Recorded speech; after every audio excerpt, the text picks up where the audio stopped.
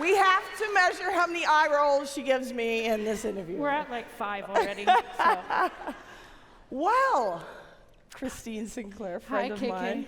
So, you know, she scored 190 international goals, folks. More than any man or woman. She's got bronze medals, gold medals, NWSL Championship with the Portland Thorns 3 times. So when I was asked by the lovely KeyBank to start this women's leadership series, I was decided I will pick one of my favorite goals to start it off. So cue the video, and I'm going to set the scene here. So opening game of a World Cup, 2015 World Cup. This was our 4th World Cup together. It's in Canada, right? The world is watching. Opening game, billions watching on TV, 60,000, and we get this penalty kick. And everyone's cheering and celebrating. And we all know who's about to take it. Christine, you want to take it away here? No. So in this moment, I'm going, why are my teammates celebrating? No one has scored yet. And also going to the ref, can we pick up the pace a little bit? Like, can we get outside the 18? Because as the one that's going to shoot, the more time between the penalty and like the foul, like the more weird thoughts go in your head, and it's not a healthy place. So I'm just going, please, can we move the opposition player out of the 18? She's in my way. And you guys see how long it's taken here. Like it's forever. But, you know, everyone's saying be quiet because, you know, you want her to freeze the shooter more at home. Of course not. But Sink, Yeah. this moment, you put down the ball. And I remember asking you this, we were having a couple beers after. What were you thinking? Okay, pause it. The power of Christine Sinclair. Okay, so it is amazing the amount of thoughts that can pop in your head in the span of, really, what was that, 45 seconds? So I'd taken a PK against this same keeper earlier in the year, scored, and I'm going, do I go the same way? Does she think I'm going to go the same way? Maybe I should go the other way? Nope. She's going to think I'm going the other way. So though, like not what you should be thinking about. And then you start to think of the situation and how big the moment was for our country, for our team, opening game of a World Cup. These fans are expecting us to win. Like, here's the opportunity.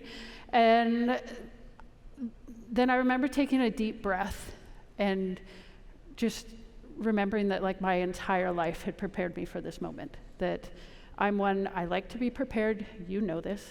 And so I had literally taken a PK every day for like the 6 months prior, just in case this moment happened. And you being a goalkeeper, you know how it works. As a shooter, you pick your spot, you shoot. If the keeper happens to make a world-class save, it sucks, but like you can live with yourself. And I remember like right before starting to move, just going like, this moment will not define you. You are so much more than just this moment. Cue the video.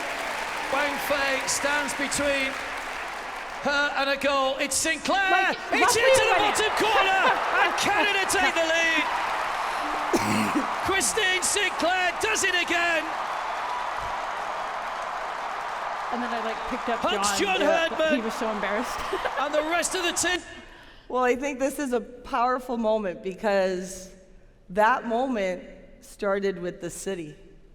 And I guess my next question is, what was the role of Portland in the phenomenal career and life of Christine Sinclair so far? Oh God, so far, good point. Yeah, I mean, Portland's always had a part in me, a part of my family. I had 2 uncles that played professionally for the Timbers. So as a kid, I traveled down to Portland a lot. So it always had a special place in my heart. And then when I was deciding where to go to school, it was a no-brainer for me. I wanted to play for the legend Clive Charles. Like, come on, guys. Soccer in this city would not be where it is today if it wasn't for him.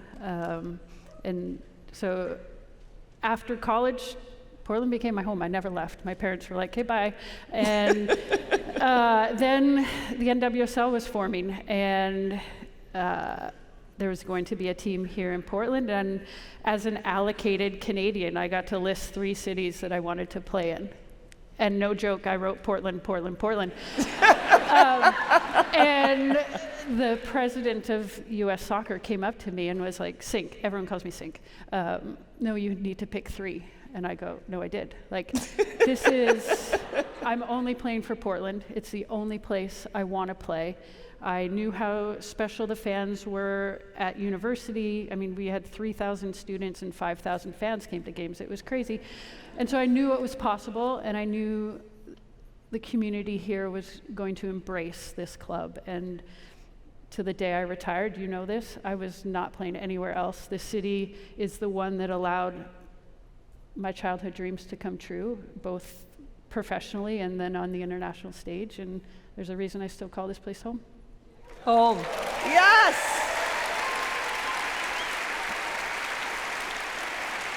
You know, we look out here, and we were talking about this in 2013, opening game. I was right behind you, and we've played in Olympics and World Cups together, but I'll never forget walking out on that game day and feeling the energy of the crowd and the energy of the city. And when we start talking about legacy, right? I'm talking to her like she's old. You as a player, what legacy meant, because in 2011 and 2012, we came dead last at the World Cup. We were supposed to do well. Highlight. Woo, yeah. It wasn't a good performance. And then a year later, we step on the podium and we win an Olympic medal. And the shift in that was legacy. So I want to go back to legacy of what it means for you as a player, what it meant for you now, and when you look out in this audience, what does legacy truly mean to you? Deep. You'll understand, my first answer is my entire playing career, all I've wanted to do and be was like a good Canadian. And yes! And for those that don't know, that's like being respectful, being kind, like leaving the place better than you found it. And that's what I want to be known as. And then obviously I've wanted to live a life that my parents would be proud of. Mm-hmm. And legacy on the field, you know, what changed for us, I think what took us to the podium was inspiring the next generation and leaving soccer in a better place. And here in Portland, with the NWSL and the Thorns, like this club was the club that everyone wanted to play for. Everyone wanted to like come cheer. Everyone wanted to support, unless you're from Seattle. And and every other organization like came to Providence Park and tried to bottle up whatever the Thorns had and take it home. And now within the NWSL, you see all these clubs that have like tried to replicate what we had from day one, which is pretty cool. And then with the WNBA coming to town, like, yeah.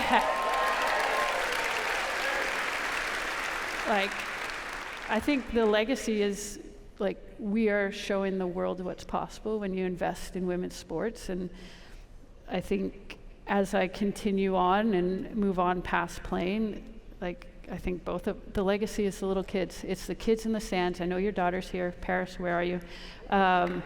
That's the legacy. It's the kids that are here in Portland, and she only has dreams of playing for the Thorns. Like that's what we're creating, and to see kids be able to dream dreams that we didn't even think were possible as kids. That's what it's all about.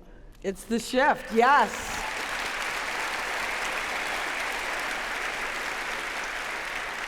I don't know if you guys know, but Portland is the global epicenter of women's sports. I've heard that, yes. Yeah, I'm just making sure everybody here knows this.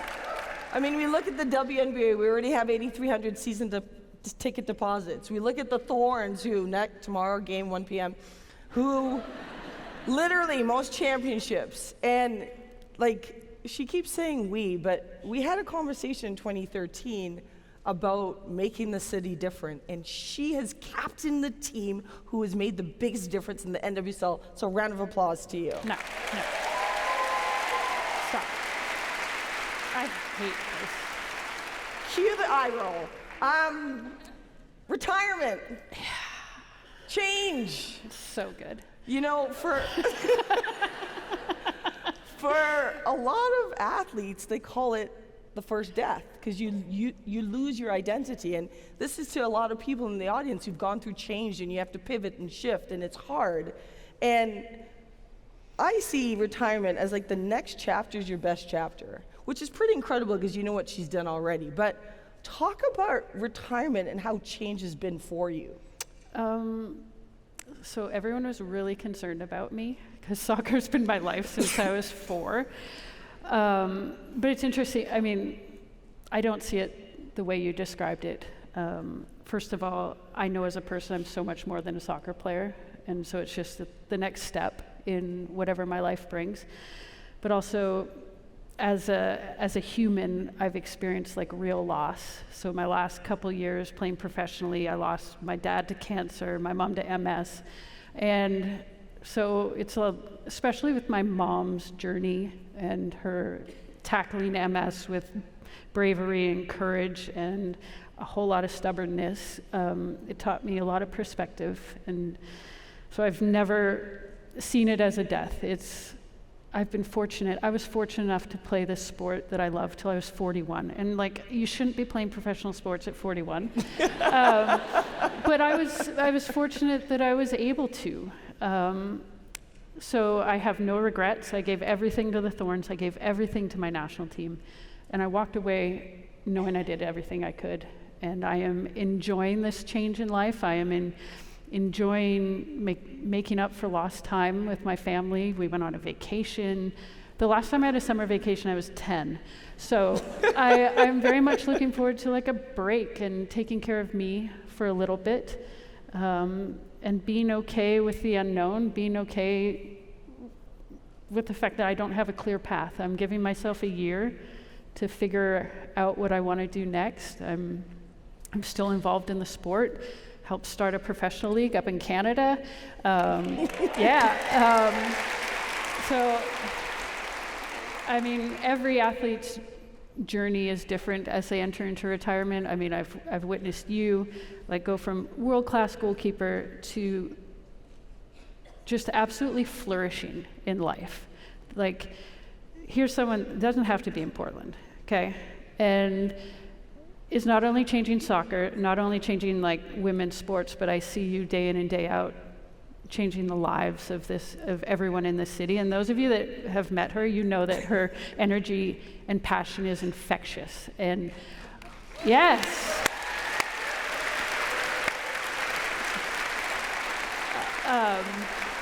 So I don't know, like, explain your journey. You seem to do it so seamlessly. Like, how was it for you? There's a little 5-year-old in the room, and thanks for that. I'm interviewing you, Sink. So I'm just gonna cry quick. But I had heart failure when I gave birth to her, and I say it was the best thing that ever happened to me, because for me, we all have a purpose here on this earth. We all have greatness inside of us. We all have something we're meant to do in this world, and we've talked about it. Whether your platform is huge or it's one person, find that and live it, and do it to the best of your ability. Because for me, every single day I want to be her hero, and it's in all my actions. And you know, I was surrounded by the greatest like-minded people for 18 years of my life. And I think the best lesson I learned is just like, go out and be boldly you. She may give you the eye rolls, but you know, I think that's why I came back to Portland, because this is a community that changed the trajectory of women's soccer in this country, because you fell in love with the players and the players needed you. And that's what's exciting about what we're doing now, is we are changing the conversation for women's sports. So I'm just living my why, because I got to do it next to you for 18 years. So back to asking Christine questions. You know, let's have some fun with some fun facts. Fun facts. Ask permission or beg for forgiveness. Okay, I want to be the person that begs for forgiveness, but you know me, I'm asking permission. Favorite holiday? Christmas. Favorite podcast? Okay, I'm like a news junkie. Sorry, I know that's really boring. So I'm like an ABC evening news kind of person. Sorry. You might have figured the difference when we were roommates. It wasn't good. Favorite childhood TV show? Ooh, Full House. Or Murder, She Wrote. I would watch that with my mom. Okay, yeah, the same thing. Messi or Ronaldo? She scored more goals than all of them, but go ahead.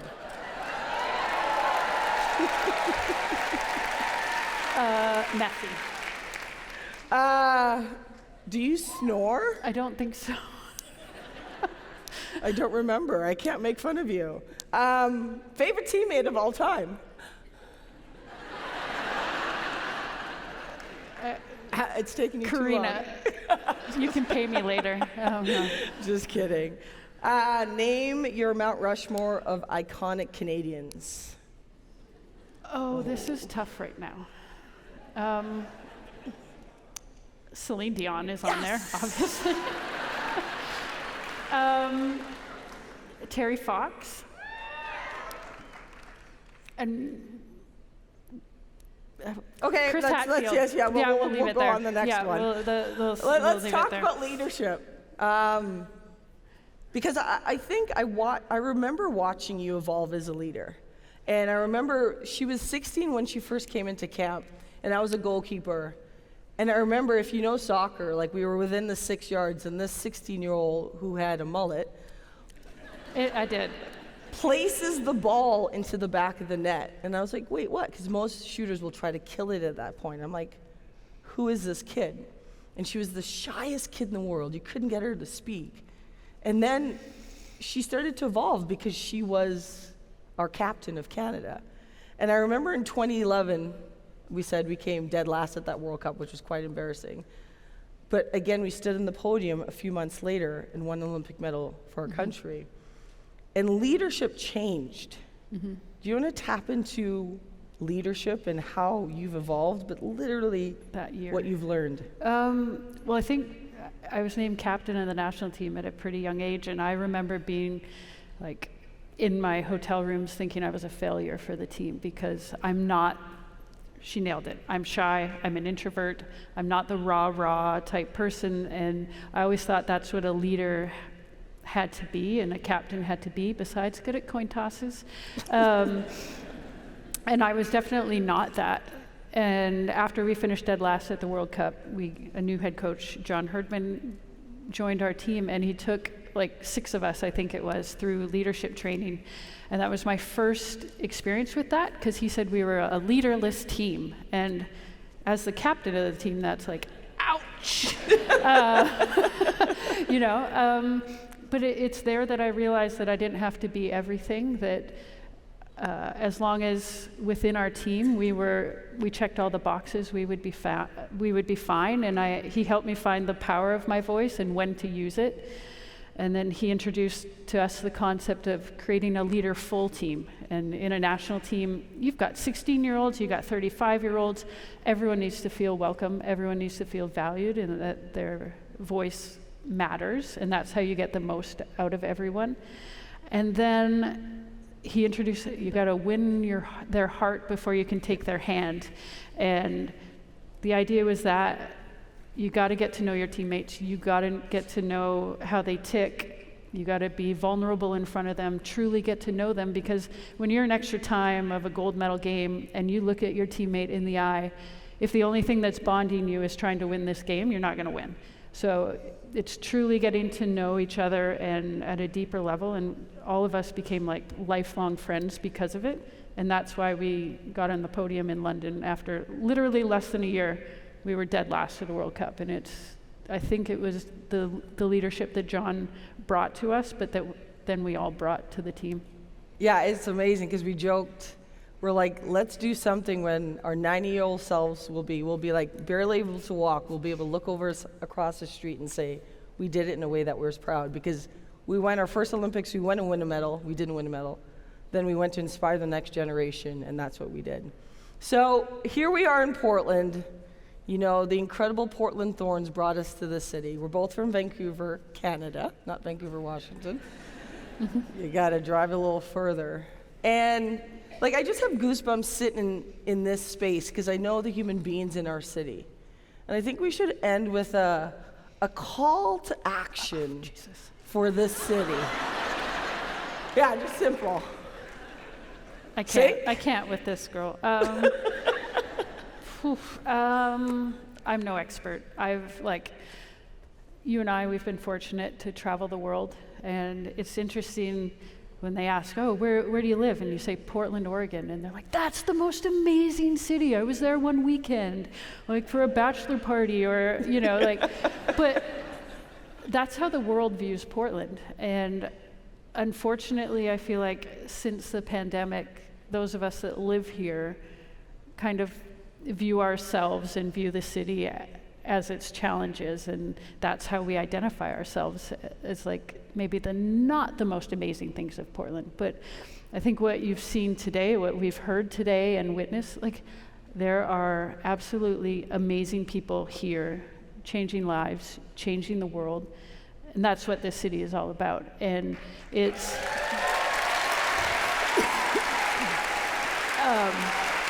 and for me, like, I understand not everyone has the same platform to make change, and I get that, and I appreciate that, but everyone has the ability to make a little change.